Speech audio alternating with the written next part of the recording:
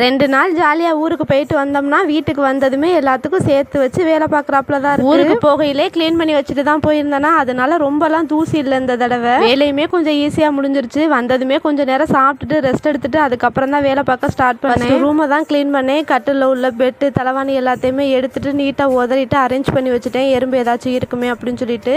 அதுக்கப்புறம் ஒட்டடி அடித்து வீட்டையுமே நீட்டாக கூட்டி மாப் போட்டு விட்டுட்டேன். கிச்சனில் உள்ள திங்ஸ் எல்லாத்தையுமே ஈர துணி வச்சு நல்லா தொடச்சிட்டு அடுப்பையுமே நல்லா கழுவி விட்டுட்டேன். ஊருக்கு போய் 3 நாள் ஆனதுனால வாசல்லாம் எதுவுமே கூட்டல. வீட்டை சுத்தியுமே வெறும் சருகா தான் கிடந்துச்சு. எல்லாத்தையுமே நீட்டா கூட்டி பற்ற வச்சு விட்டு தண்ணி வந்ததும் பாத்திரம் எல்லாத்தையும் நீட்டா கழுவிட்டு தண்ணி பிடிச்சி வைக்கிற டப்பு கூட எல்லாத்தையுமே கழுவிட்டு எல்லாத்துலயும் தண்ணி பிடிச்சி ஊற்றி வச்சு செடிகளுக்குமே தண்ணி ஊத்தாம எல்லா செடிகளும் வதங்கி போயிருச்சு. அப்புறம் எல்லா செடிகளுக்கும் தண்ணி ஊத்திட்டு இருந்தேன். இந்த செடியெல்லாம் வச்சு வளர்த்தோம்னா ஊருக்கு போறதுக்கே மனசு வராது, வாடி போயிருமே. ஊருக்கு போயிட்டு வந்தாலே ட்ரெஸ் கொஞ்சம் துவைக்கிற மாதிரி தான் இருக்கும். ட்ரெஸ் எல்லாத்தையும் துவைச்சு காய போட்டுட்டு நம்ம தங்க பிள்ளைங்களுமே வந்துட்டாங்க. அப்புறம் அவங்களுக்கும் கொஞ்சம் அரிசி போட்டாச்சு.